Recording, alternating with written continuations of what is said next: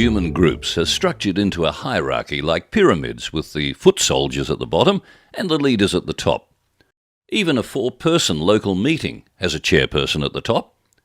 A school has the headmaster at the top, the teachers in the middle, and students along the bottom. A university has the chancellor at the top and the students along the bottom. A multinational company has the CEO at the top and the employees and shareholders along the bottom. A country has a prime minister or president at the top and all the normal citizens along the bottom. Who do you think is at the top of the world pyramid? Is it the prime ministers or the presidents? That would be a bit crowded. And if so, which ones? Is it the multinational companies? The reality is that the leaders of the world are the financial elite. Everyone below this group in the pyramid needs this elite group above them. And that's just how the financial elite planned it centuries ago. 1% of people on Earth own 99% of wealth. This doesn't vary much from country to country. That's just astounding. It's not as if the richest 50% of people have a bit more money than the rest. Let me repeat, 1% of people have 99% of wealth. Some might say, oh, a conspiracy theory. We could call it that, or a scheme, or just a system. Whatever it is, we all blindly accept it. One way or the other, there's an ongoing one-way vortex that siphons money and wealth from normal people to the very few super rich. The super rich 1% are really the world's controllers. It's not the governments. A very small number of people control who gets into government and who stays. Where does Hillary Clinton's $300 million funding come from? Not from her own savings, that's for sure. As a side comment, does anyone think Rupert Murdoch has no control over who wins elections in most Western countries? Do most elected national leaders need the people with real money to support them in their efforts to win elections? As always over history, the golden rule applies. He who has the gold makes the rules. It's not that the super rich work harder or they have sheer luck on top of more sheer luck. They have a permanent and contrived financial system that brings most of the world's money to their lap, not through effort, but by a strategic system put in place many years ago. Think about it. Normal people work hard to make their way in life. They earn enough to live on, with perhaps a little bit left over, and it's hard to get anywhere by saving that extra little bit to invest with. Isn't it a strange coincidence that nearly all the employed or self-employed people have an income almost exactly the same as their expenses? Well, that's no coincidence. As much as you might try, your efforts are stunted by expenses, tax, and inflation. All three of which are planned events to keep the overall population down and working, and to keep the controllers in control. Economic cycles are not just coincidences that happen every 7 years or so. They are planned and strategized events by the people at the top of our pyramid. That's why the super rich know to cash in their assets at peak times before the bust and buy back in at half price after the bust just a few years later. This has been going on for centuries. And who pays for their new winnings? The newfound wealth has to come from somewhere. Guess who? The normal people who go to work every day pay. Those same people who have had their shares and superannuation halved at the same time. So, back to work they must go. Let's have a little look into how things work behind the curtain in the banking world. I bet you didn't know that when a bank gives someone a loan, they're approving a loan for money that doesn't actually exist. No notes were printed, no coins minted, no gold was moved from a vault. All they've done is type a loan amount into your new fresh account, and then you begin paying the interest. Fractional reserve lending is a new concept to most people, but this is how it works. Reserve banks are allowed by law to determine the percentage of their money banks need to hold in reserve. In Australia, the reserved amount is around 10%. That means the bank can lend out 9 times more money than it has in reserve. Just say you deposit $10,000 to any bank. The bank needs to set aside, say, 10% or $1,000 as a reserve. The other $9,000 can be lent out. Perhaps someone went to the bank for a $9,000 car loan. Well, when that person buys the $9,000 car, the seller now has the $9,000 and will deposit that to his own bank, which is part of the same overall banking system. When that bank receives the $9,000, it's seen as a new deposit. They need to set aside 10%, or $900, as a reserve. The other $8,100 can be lent out, perhaps to somebody buying a boat. When the seller of that boat receives his $8,100, he'll deposit it into his own bank. When that particular bank, also part of the same overall banking system, receives the $8,100 as a new deposit, they need to set aside 10%, or $810, as a reserve. The other $7,290 can be lent out, perhaps to someone to buy a diamond ring.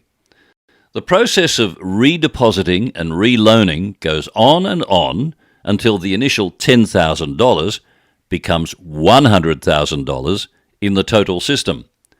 The banking system just created $90,000 by loaning out your starting $10,000.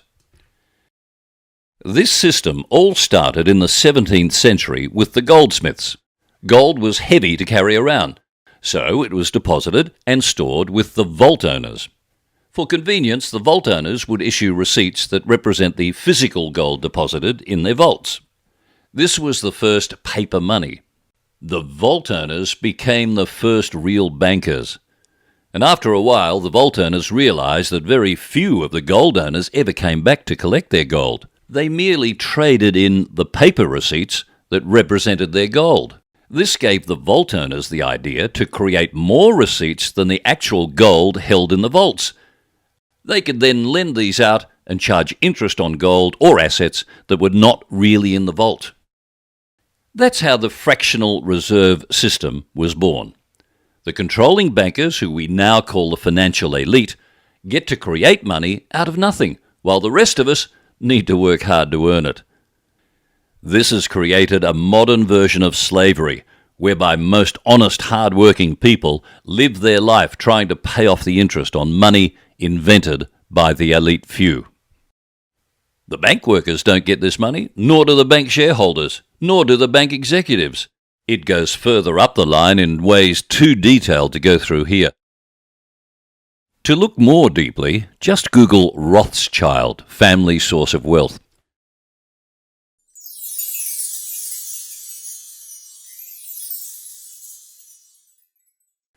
The good news is there is a way to swim against the stream, and that's what Canterbury do.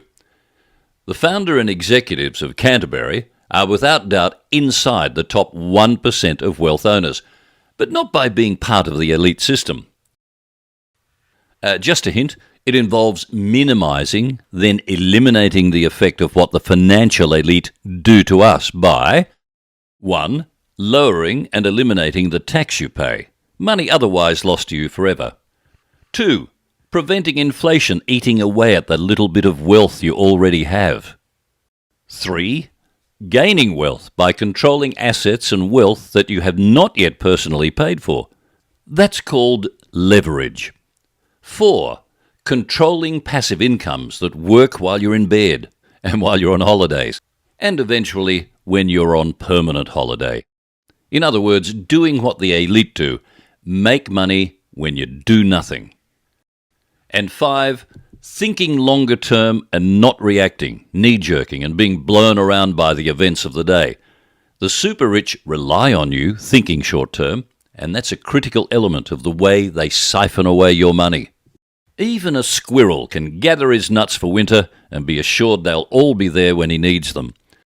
Humans are supposed to be superior to animals, but the average human doesn't have that same luxury as a squirrel, of knowing their savings won't evaporate. When we gather our nuts for future needs and retirement, they're eroded by expenses, tax and inflation. This is no accident. It is a strategic plan made centuries ago to enrich the few. The animal world doesn't have the ups and downs that humans have. We daintily call them economic cycles. That's because in the animal world there are no select few individuals pulling levers and controlling things.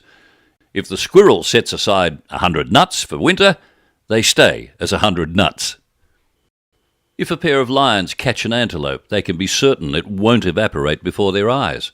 The animal world does not have entrenched systems whereby they lose the rewards for their work to people they cannot see.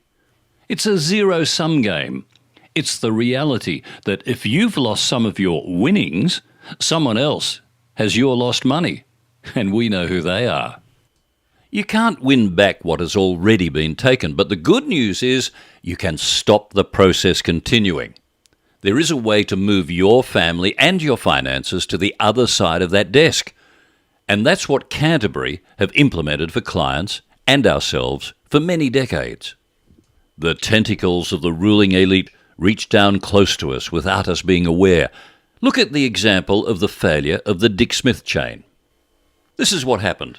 And listen carefully. It might be a little bit tedious, but if you follow my story, I want to show you the sorts of things that can happen before our eyes and we don't even blink because we don't understand. Here's an example of what happens to us while we're asleep at the wheel. Why did Dick Smith Electronics close down? And why did 3,300 employees lose their jobs? Well, it starts with a fire sale. Let's run through a very simple timeline of events. 1. In 2012, Anchorage Capital, a private equity group, purchased Dick Smith from Woolworths for $115 million, using just a $20 million deposit, with the balance to be paid later on. 2. Dick Smith has cash reserves of $12.6 million, so Anchorage has effectively paid only $7.4 million. 3. In 2013, Anchorage Capital used legal accounting tricks to do with stock on hand that made it look as if the company had a $140 million profit when no such profit was real. 4. In 2014, this manoeuvre allowed Anchorage Capital to float Dick Smith on the stock market for $520 million. 5. This means they made $500 million for a $7.4 million investment in just 2 years. 6. This accounting strategy left the Dick Smith Company on its knees. Owing $150 million, it goes into administration. 7. In 2016, the stores are closing down and 3,300 employees are looking for new jobs. In summary, economist Jason Murphy said Anchorage had used a perfectly legal accounting manoeuvre. It's what private equity firms do. And this is why some people live in $50 million harbourfront mansions while others scratch their heads wondering what just happened. It's just an example of how capitalism works. Most people would ask, how the hell was that all allowed to happen? Well, it's happening all around us and we don't even realise. You only gained a focus on the Dick Smith example because we told you. But this is going on at all times in every country and every city. The siphon from the many to the few never stops. Now, aren't you glad that was all in plain English? Can you see the same pattern here? An enormous amount of money was siphoned from a lot of normal people into the hands of a select few. If you or I use such sleight of hand to take that much money off the table to the detriment of others, we'd get 20 years jail. However, the people at the top of the financial pyramid made the rules centuries ago. Their system reaches every crevice and goes around every corner. The ruling class are the financial elite who have invented a system to benefit themselves at the expense of the overall population. Now, some might say, well, if this is all true and they're so powerful, why don't they stop all the wars? No way. They've financed both sides of every past war at great profit. Can you believe the conglomerate Siemens built the gas chambers? Bayer supplied the gas? Coca-Cola supplied drinks to both sides of the war? Ford made cars for both sides, and Standard Oil supplied oil to both sides, while we all fought in the trenches. Then they rush in to pick up the pieces for even more profit and further entrench their positions of power at the end of it. It works perfectly for the financial elite if stories like the one I'm telling now are denigrated and cast into the category of a silly urban myth. If all of us workers of the world continue to believe that there is no such reality going on behind the curtain, the elite remain safe and secure in their long-term power cell. Most people have a similar and familiar idea of what money is. It often revolves around what can be seen in their wallet or their bank account. That's just an idea that's been given to us. It's not real. That's just a technique to keep us working hard all of our lives so we can put a little bit more money in our wallet. The financial elite dictate the norms to us so that we remain captured and enslaved. This might all sound dramatic, but I'll bet you still go to work tomorrow to gather a few more shekels, most of which you'll spend in order to merely survive. And where are the people at the top of the pyramid while you go to work? To keep control, the financial elite dictate the norms to us, and we believe them, and we repeat them to others. We become a free army working for them. Ask yourself what would happen if you said to your neighbour or friends, I'm going to own a large shopping centre and live off all the millions of dollars per year in rent. People would laugh at you. We are an army of free workers who suppress each other and stunt each other's ambitions so that the financial elite keep domination and control of the money. It's not right that so many people work for 40 years and have little to show for it. There is another way, and that's what Canterbury Property Services bring to your table. We are all in a cage, and to succeed financially, we need to get out. There is a way around it. There is a way to swim against the tide and avoid being held forever in the vortex of the elite group. That's the role of Canterbury Property Services. That's the service we've provided for many decades. Now, some people might find some of our comments a bit extreme. They are not. We've been close enough to the wealth and money business for so many years that our view of the other side of the table is fairly clear. If in doubt, answer this question. Reserve banks all around the world are disguised as government-owned, but that is a facade. They are independent private institutions entrenched in their positions many years ago by the strategic manoeuvres of super-rich families, most of all the Rothschild family. Search that name on Google. The flow of money and retention of wealth in the whole world is controlled by a small group of people, no more so than the controllers of the reserve banks. Why is it that the reserve banks of all countries can print money, but we can't?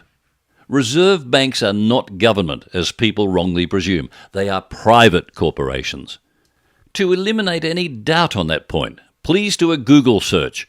Who really owns the world's reserve banks? If we as individuals print money, it's called counterfeiting, and we go to jail. Reserve banks are free to print money as an economic strategy, in inverted commas, to increase confidence and improve liquidity. It also increases inflation, and that accordingly erodes our wealth.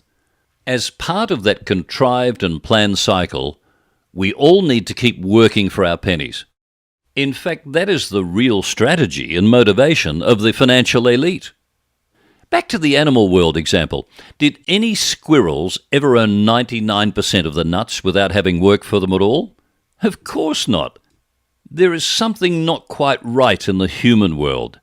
There's a strong tide that sweeps most of the wealth and money to a select few, who don't actually work for it. We do the actual work, but only get to keep a small share, if any. Warren Buffett says, capitalism is the transfer of money from the impatient to the patient. The financial elite are very, very patient. What to do now? How is it possible to escape the control of the vortex originally installed centuries ago and is now so entrenched and accepted that we all believe it? One initial step is to visit our Canterbury website. and other links. Or just phone us. There is a way out of the spider web. There is a way to draw a line in the sand and say, no more. Canterbury have been implementing our easy strategies for many decades now. If you can't beat 'em, join 'em. Start working with us and swim with the tide created by the financial elite. Remember that wealth is a lie. Money is merely words. Someone has worded it like this: the rich are no different from the poor, and the haves are no different from the have-nots. All are bodies dressed in clothes, paying for things with paper. Who decrees that gold is of more value than sand? Who claims that a paper with a number printed on it is more valuable than a fruit that grows on a tree? When one is hungry, they can't eat paper or gold. Words are the true power of the elite. Words say that printed paper and polished rocks can be traded for food and water and shelter. Words say that numbers on a bank's computer screen determine one human's value to be higher than another's. Words are the wealth of the wealthy. Knowledge is the power of the powerful.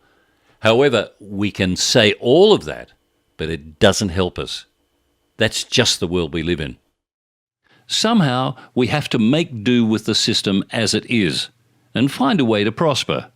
That's what Canterbury bring to the table. We've been in business for 36 years and have helped 7,000 people so far. There's no doubt about it. The Canterbury system allows you to turn the tables and prosper, despite the cards being strategically placed by the hierarchy to make that process difficult. Don't live like this. Let Canterbury help you reverse the rules so you can live like this.